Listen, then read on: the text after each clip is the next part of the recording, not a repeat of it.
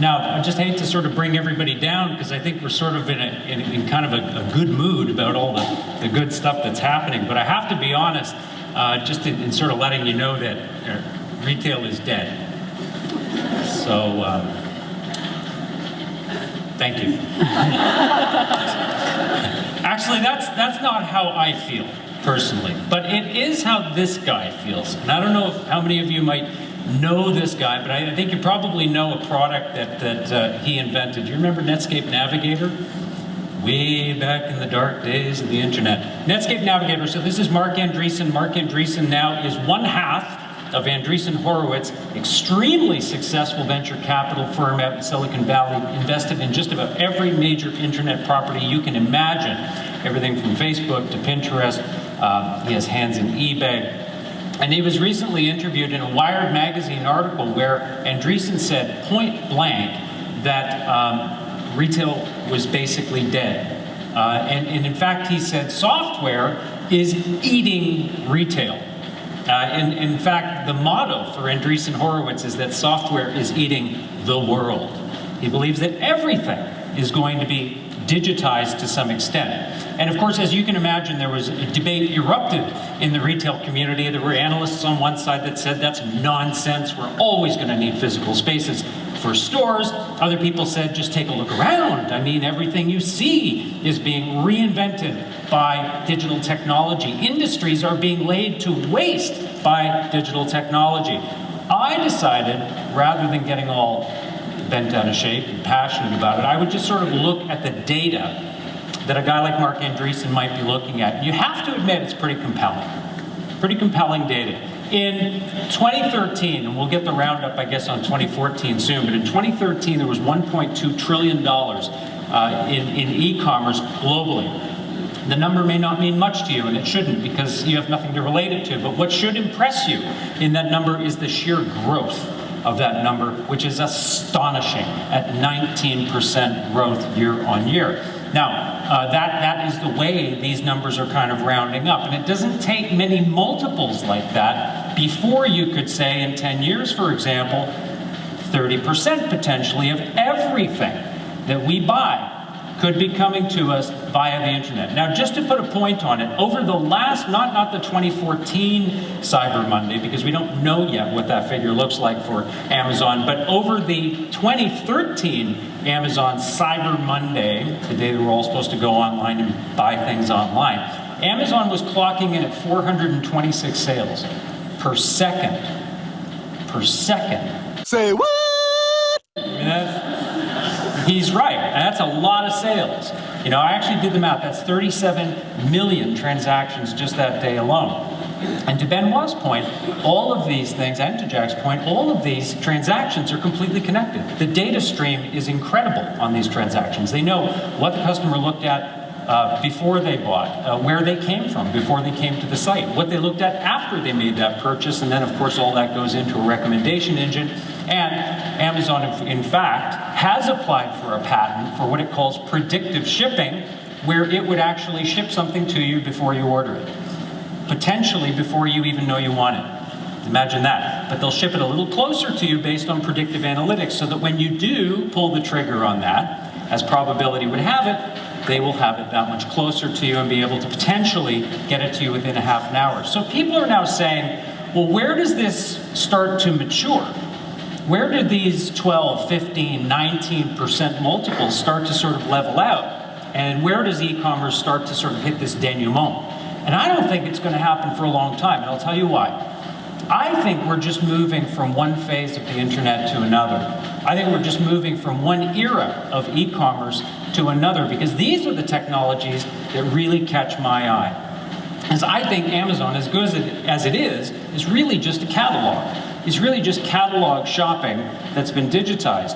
But I look at immersive technologies like virtual reality, augmented reality, that could potentially give us the ability to walk into a store virtually on the Champs-Élysées and shop and talk to people and interact with people and products in a real physical way.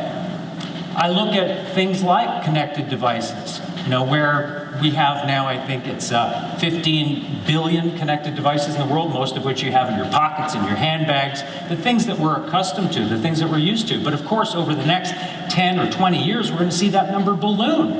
And these will be things we never imagined. You know, as Jack said, pills that we're going to swallow that'll talk to our pharmacists, to our healthcare providers. Surfaces in our home that are going to become alive. They're going to become portals for purchase. Our appliances will be talking directly with retailers and with us, only sending us orders to approve before they're sent to the retailer. Our cars, of course, will be connected. And yet, in the face of all of that, you still have online retailers talking about coming offline. And these aren't the only ones. Of course, Google, Amazon, eBay, they're all talking about building physical stores. Amazon was threatening to do it at Christmas time in New York City. However, they're not alone. Warby Parker has come offline. Birchbox, which started online, is now coming offline. So more and more retailers are coming offline. So if the world, to Mark Andreessen's point, is just digitizing, and if retail is going to get eaten alive by technology, then why are these pure plays talking about coming offline? I think it's because they recognize that you really can't have a brand fully actualize until you have a physical connection with the consumer. There's still something innately physical about retail. And it's not just about acquiring more stuff, right? It's not just about laying in bed at night in your pajamas and ordering things from Amazon. We do want to go out and be social and have interactions, and get the things we need in a fun, entertaining way. So I do believe, long term, there's a place for the physical store. However, I will also say that everything that we know about shopping, why we shop, where we shop, how we shop, is changing. And it's changing radically. And it's not just a cycle or a blip. It's not just, kind of a bump in the road on the way back to normal. I believe it's a permanent shift.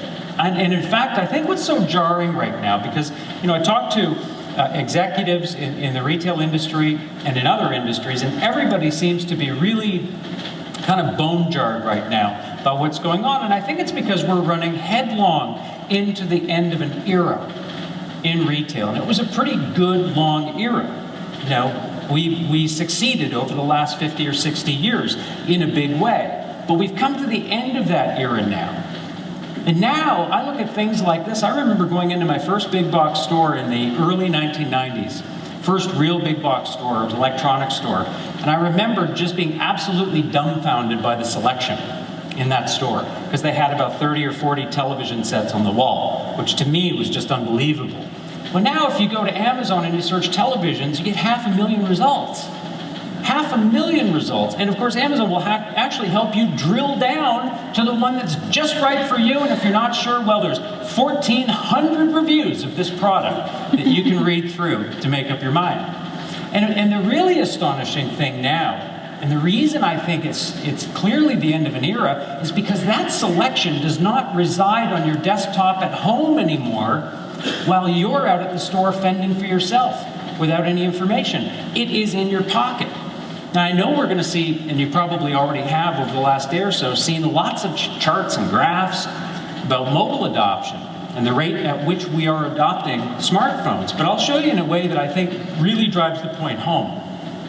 This is St. Peter's Square in 2005 from a very, very specific vantage point in the square during the funeral of Pope John Paul II. And if you look really carefully, you can see this one little lonely flip phone sticking up out of the audience.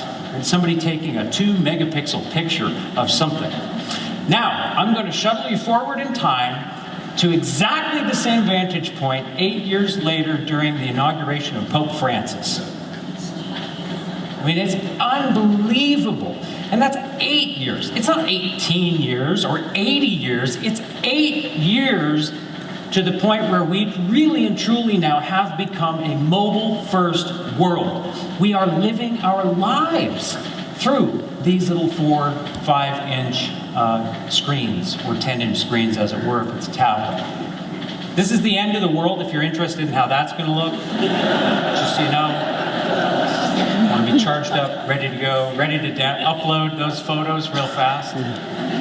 But what this has done, and the reason I say it's the end of an era in retailing, is because what it's done for the first time, really for the first time in my estimation, is it has really and truly put the consumer in control. Now I know we've used that term a lot over, when the internet came into mainstream use, we said, well, it's changed everything, the consumer's in control. But I think mobile has really and truly put the consumer in control, because now all that selection is in my pocket. And furthermore, the path to purchase now, see, the path to purchase used to be so linear. We knew that if a consumer saw the ad, and if the ad was good, if we paid our ad agency enough money and they made a really good ad, we would drive that consumer along a very linear path and they would buy. And if it was good, they would repeat. But now the path to purchase looks like this, right? And we're all, I know you know this because you do it all the time too. You may hear about a brand on Facebook that may lead you to their website, and you find they have a mobile app, so you download the mobile app. That makes you curious. You go to their store, but you don't buy anything. Take the mobile app home, and maybe you buy something from them over the mobile app, but maybe you don't. Maybe you buy something from one of their competitors or an affiliate sales partner. That's kind of this circuitous path to purchase now that we're all on as consumers, and it's making retailing really, really difficult, right? And it's also calling into question the purpose of a store. The purpose of a physical store. And I think there is still room in the world for physical stores, but you have to question the purpose of those stores, because the purpose hasn't changed really since the mid-1800s. But it has to. And I think, and this is sort of where I'm going with all this, I think we are on the cusp of a historic change in the function and form of retail. The very purpose of why people will operate stores. And the reason I say that is this. I believe we're living in a world now where media, in all of its formats, physical and digital, is in essence, by virtue of technology, becoming the store. It is no longer, media is no longer the vehicle to push me to a store. It is rapidly becoming the store. Now, let me explain what I mean by that. What I mean is this. If you look at the old role of media was basically to tell the brand story, get me excited about a product, and then say, available at these fine retailers, right? It would drive me to retail. That was a great ad, if you could get your ad to do that. But now, I can buy directly from all that media. It's not pushing me anywhere. It is the where. I can buy directly from every page of Harper's Bazaar magazine. I can buy directly from a YouTube video. I can buy a song through Shazam just by hearing it. I can buy from a social network. I can buy from a billboard if it has a QR code on it and I own a smartphone. All these forms of media are becoming the store. So the logical question then is, what the hell is the purpose of a store anymore? Why would you even bother having a store? And here's the thing, and this is a really profound shift for the supply chain. I believe the store is becoming an important form of media. I don't believe that the function of a store purely anymore, and certainly not going forward, is going to be about the distribution of product. I think it's going to become possibly the most important form of media that a brand has at its disposal, because it's the only place that you can have a truly physical, visceral, possibly even emotional connection with a brand and the things that it sells. But that means that there's got to be a fundamental paradigm shift. That means that we can't open stores with the intent purely of distributing products anymore. We have to operate stores that distribute experiences. Experiences now are going to be ultimately the only differentiator that one retailer has over another in the long term. So what does that mean? Well, it means it's going to be a lot less about the product, a lot less about, stack it high and watch it fly and, cavernous warehouse stores that are just stacked to the ceiling with product. That won't be a differentiator anymore. It's going to be more about the production value that takes place in the store. It's the production value that's built around the product that's going to be important for the physical store going forward. It's got to be in store a more connected experience. The internet is now calibrating every expectation that we have of everything. How many of you would book a hotel without knowing how many stars it got? Or reviews? How many of you would buy a car without knowing what other people thought of it? Right? The internet has calibrated our expectations of every purchase that we make, and that has to now come down to the retail store too. At the shelf, I want to know what other people are saying about products. There's a retailer out of Brazil called CNA. They're a clothing retailer. They did something really, really cool, whereby they took the likes for the products on their Facebook page, and they beamed them down in real time to hangers in the store where those products actually hung. So the consumers now could navigate the product selection by knowing what other people thought on Facebook, right? And I think we need to do that everywhere. I would love to see that in the grocery store, to know what's the best tasting tomato sauce, What do other people think? We need those sorts of connections now. Retail fundamentally is going to be less about converting me that day in that store, and it's going to be a lot more about making me a convert for that brand for the rest of my life. Really and truly galvanizing a relationship with me that I carry forward and will buy across any channel because I've had such a wonderful brand experience. However, and it's a big however, all of this means, if in fact we really and truly start selling experiences at retail, it means we have to start measuring the productivity of a store in a different way. Because how can we, if all of this is changing, and all of what Benoit said, and all of what Jack said is changing the world around us, how can we continue to measure stores the same way we did in 1800? It's not possible anymore, right? Now, I'm not suggesting that we throw these metrics away. These are still important to some extent. But if more and more and more sales go to the internet every year, then the store's sales go down. And if productivity is purely measured by these metrics, the store becomes, on paper, less productive and less valuable every year. And that shouldn't be the case. Not if we're selling experiences. So we have to some extent, throw some of these metrics away. We have to start looking at retailers and as supply chain partners, and that's really the key here. As supply chain partners, we have to start looking at different metrics. What can we use in the way of technology, in the way of video analytics, in the way of mobile ID tracking, in the way of other mobile apps, perhaps? What can we use to get a gauge on the level of engagement that a consumer has in a retail store with those products, with the people in that store?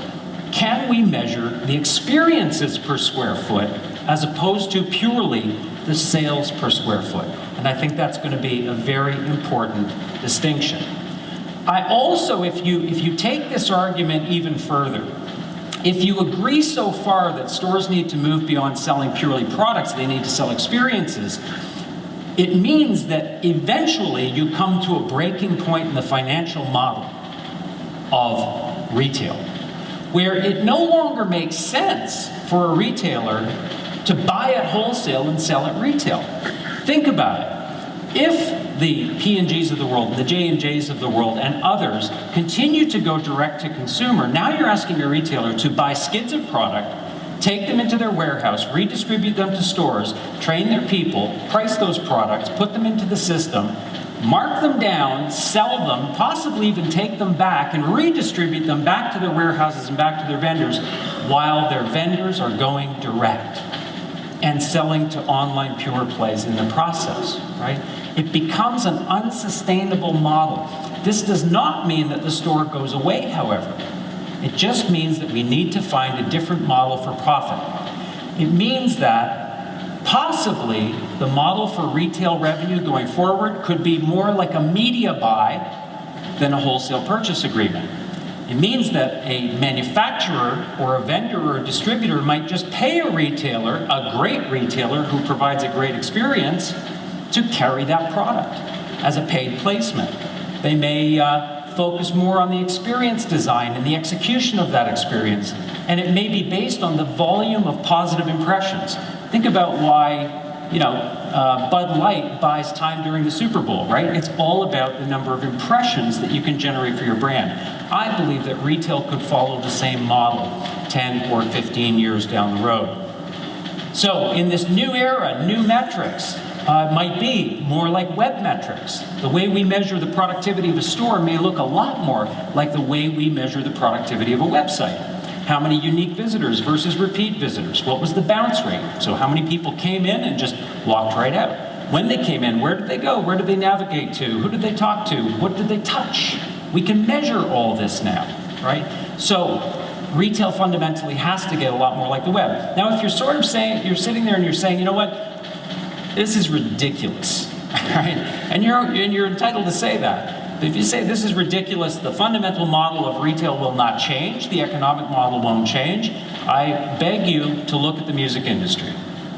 Because you might have said the same thing about the music industry 25 years ago, when 90+% of everything a musical artist made was based on record sales. Today that is 6%. They make 6% of their revenue on record sales, the rest of it is through live performances, live experiences and endorsements. So with all this in mind, the message to you, and I'm clearly out of time, because now I'm into adding time instead of taking it out of my clock. My message to you is this: with all this in mind, you need to start going first on these things.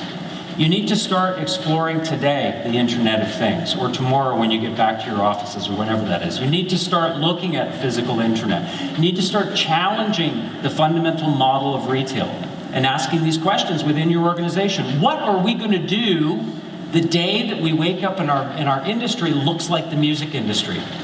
How are we still going to be relevant within that model? And I think you need to start challenging that model today. And if you're not coming up with plans that make you a little sick to your stomach, then you're not trying hard enough. You're not truly innovating if your plans don't make you a little nervous or a little queasy. But if you look around the landscape, the brands that are truly succeeding now are brands that are going first in their categories. They're not waiting. Companies that are going first are succeeding. Go first, you'll be fine most of the time. Most of the time, you'll be just fine. Every now and then it won't work out. But you'll learn something. You'll learn a lot through the process. And if you don't go first, you don't get the rewards. And with that, I'll leave you. Have a great day. Thank you very much.